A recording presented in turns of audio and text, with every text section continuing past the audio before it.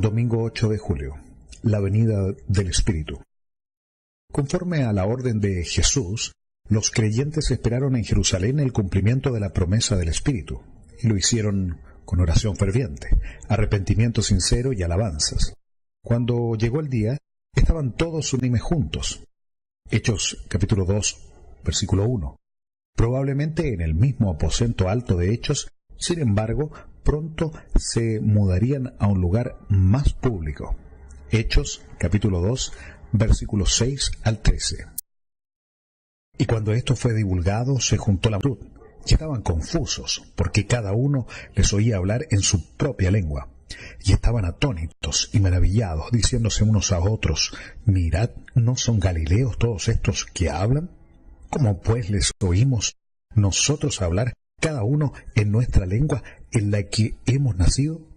Partos y medos y elamitas, y los que habitamos en Mesopotamia, en Judea y en Capadocia, en el Ponto y en Asia, en Frigia y Panfilia, en Egipto y en partes de Libia que están más allá de Cirene, y romanos extranjeros, tanto judíos como prosélitos, cretenses y árabes, les oímos hablar en nuestras lenguas las maravillas de Dios.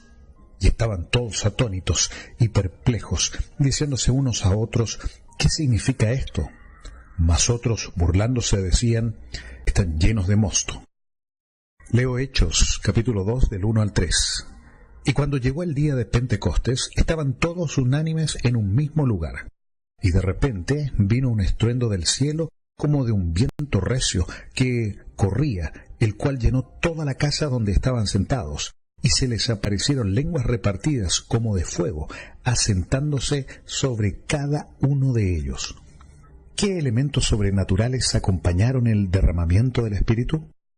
La escena era intensa. Primero hubo un ruido repentino proveniente del cielo, como el rugido de una tormenta violenta, que llenó todo el lugar.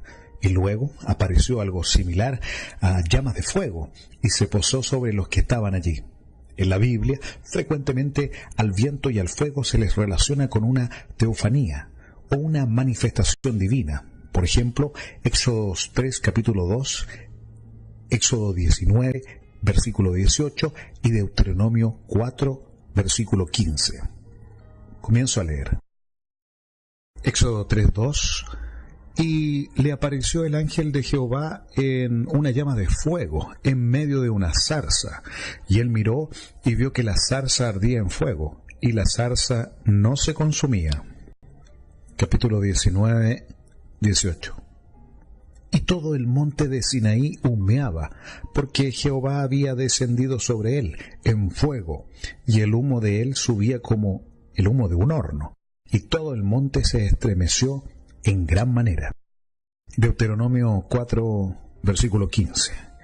Guardad pues mucho vuestras almas, pues ninguna figura visteis el día de Jehová, habló con vosotros de en medio del fuego. Además también se utiliza al fuego y al viento para representar al Espíritu de Dios. Juan capítulo 3, versículo 8. El viento sopla de donde quiere, y oyes su sonido, pero no sabes de dónde viene, ni a dónde va. Así es todo aquel que es nacido del Espíritu. Mateo capítulo 3, versículo 11. Yo, a la verdad, os bautizo en agua para arrepentimiento, mas el que viene tras mí es más poderoso que yo, cuyo calzado no soy digno de llevar. Él os bautizará con el Espíritu Santo y con fuego. En el caso del Pentecostés, sea cual fuera el significado preciso de esos fenómenos, fueron señales que presentaron un momento único en la historia de la salvación, el derramamiento prometido del Espíritu Santo. El Espíritu siempre había estado obrando. Su influencia en el pueblo de Dios en la época del Antiguo Testamento se reveló a veces de una manera notable, pero nunca su plenitud.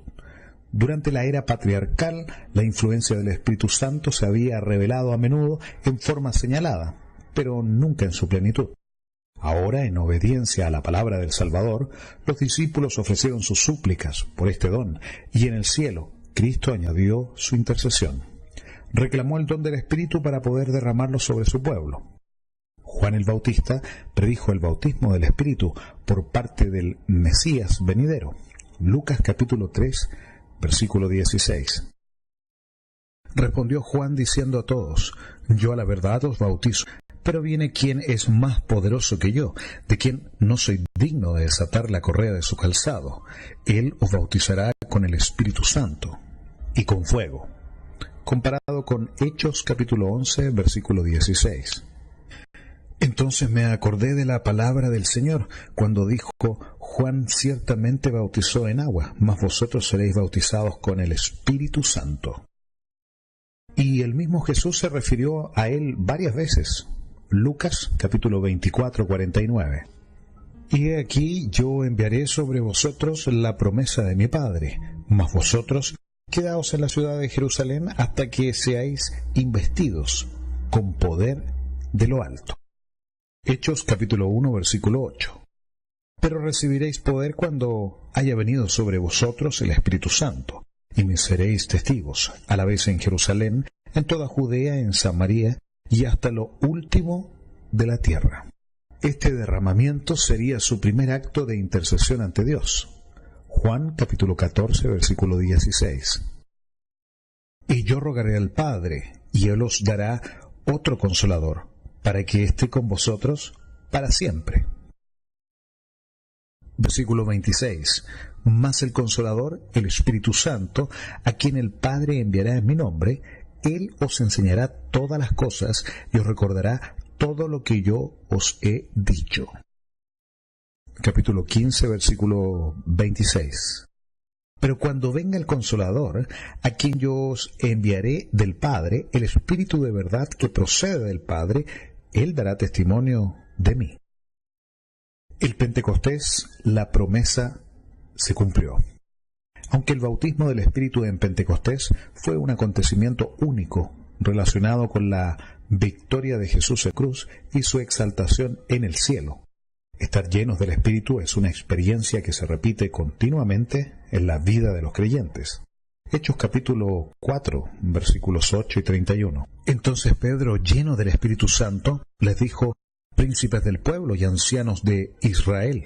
Versículo 31. Y cuando hubieron orado, el lugar en que estaban congregados tembló, y todos fueron llenos del Espíritu Santo, y hablaron la palabra de Dios con denuedo. Hechos capítulo 11, versículo 24.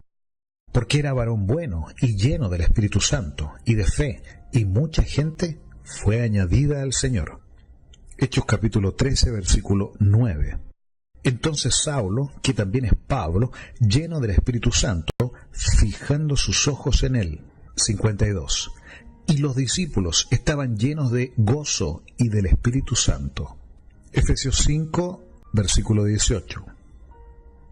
Y no os embriaguéis con vino, en lo cual hay disolución, mas sed llenos del Espíritu.